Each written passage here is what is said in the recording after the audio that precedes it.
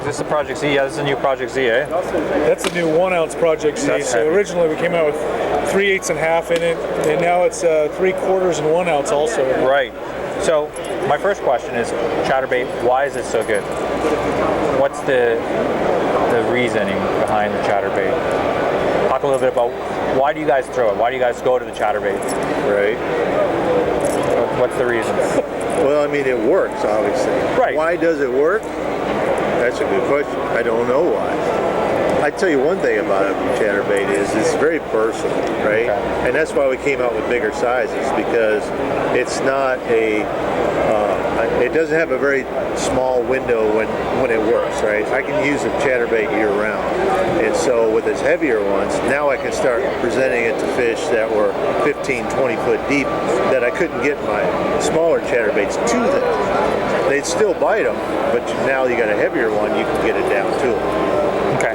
So the heavier weight, you said you're getting down 15, 20 feet. Yeah. So that would be dead of summer, right? Right. If you're Summertime, we get those ledge fish. When those fish move out to the ledges, same fish I caught on a chatterbait around a bank or around docks, now moved away from that in order to follow those fish and still present the same lure to them, just go with a heavier version. Cool.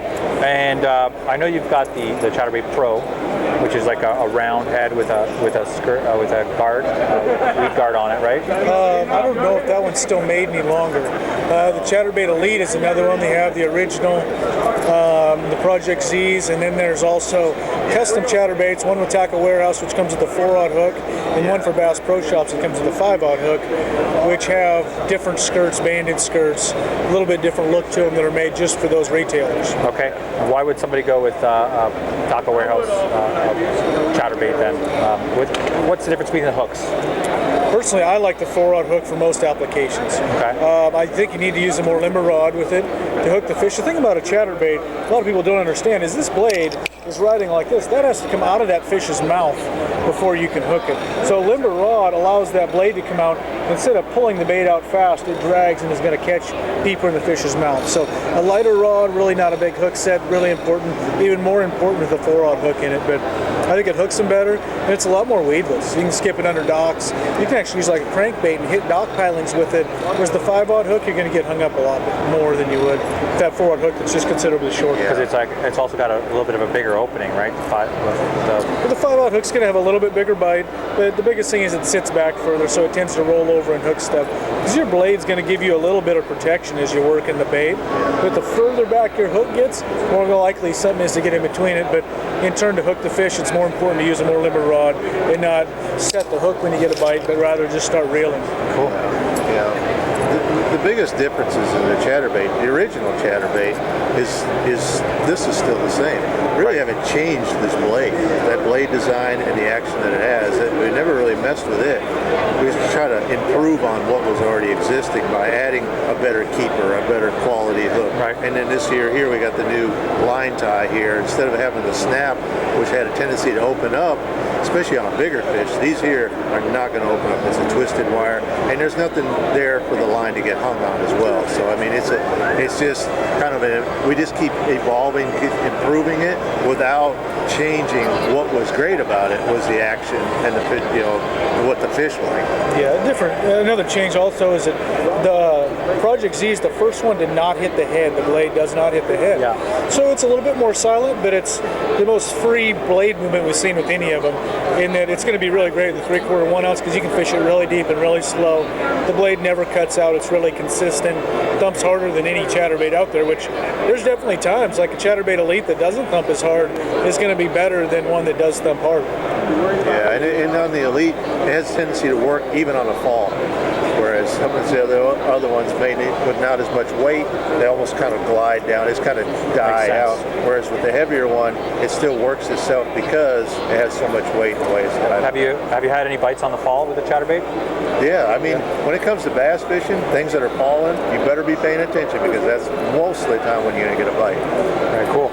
And trailers. Now I see this one's got like a segmented, almost like I don't know what you'd call it. That's the Razor Shad. That's a new trailer for this year. What is your favorite trailer with the chatterbait? Why would you choose? That's a broad question. It's a broad stroke. So why would you choose certain trailers? Like When do you go to a boot tail? When do you go to something like a grub? What's working?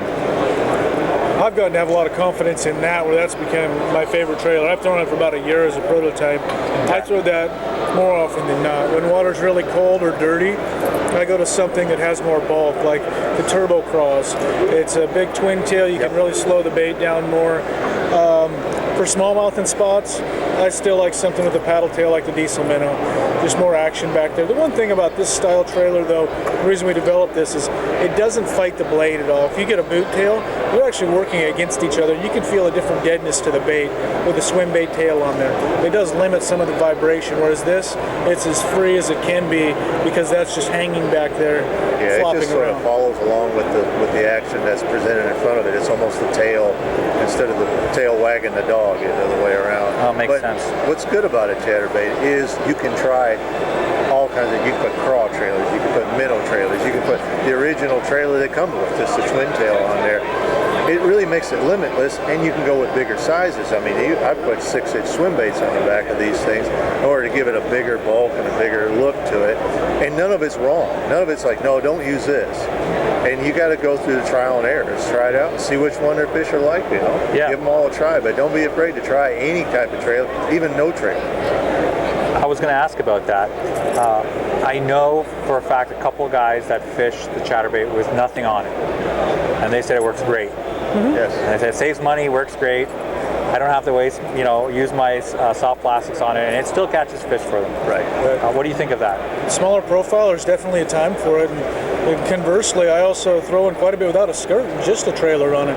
Especially these 3/4 and 1 ounce ones, they're going to be just as good or better taking the skirt off and putting just a trailer on there. Something like that, because you can have less bulk, you can keep the bait down better, trying to fish those deeper 15, 20 foot haunts. Right, it'll sink a lot more streamlined, it'll go down Less faster. drag, you don't have the spirit holding it up and slowing down the rate of No, fall. that makes sense. Now, the original chatterbait, I know I've opened a few of them on you set the hook on a stump or something, you'll open it up, and I'll bend it back.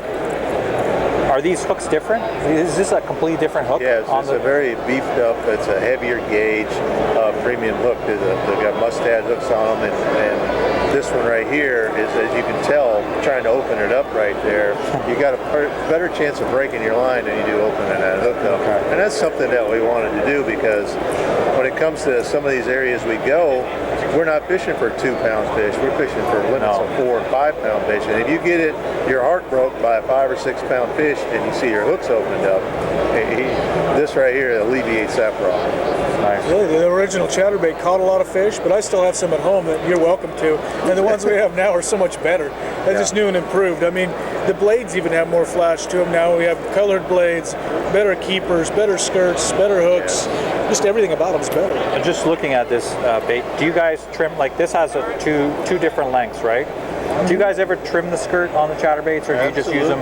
You'll trim it sometimes because the longer strands will get like a craw, they'll get in the way. Right. Really, exactly. the only time I use it like that is when I don't have a trailer on there. And that's what that's designed for, to throw without a trailer, so it tapers back more the profile of a bait fish with this tail series of the skirt.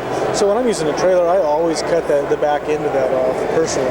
Yeah, I do. I keep it trimmed back, usually just past the hook is where I'm going to Just to keep cover that the hook, trimmed right? down. Now I've shortened it up as much as this, really? in order to keep, it almost has a flared look to it, and it keeps out of the way of any action, like if there's a Diesel Minnow on there, just keep it out of the way of the action of the bait. So you'll trim it all the way like that. Oh yeah, you can, the sky's the limit on it. And if you pause it, it'll flare, and then you keep going. It wants to stand out because it's so short. That makes sense. That's another thing I didn't know. That's pretty cool. So you said this is a new trailer from Yes. Razor Shads. It's by Razor Z Man. Shads. Yeah. Yes, Okay. made out of the elastic, and as you can see, it's segmented instead of the boot tail, so you can fish it by yourself, but it does make a great trailer. Yeah, it does. I can see it. It looks pretty good right there. Matches right up, doesn't it? Tons of action. Yeah, it does. I like it. I fish it a lot with the Diesel Minnow.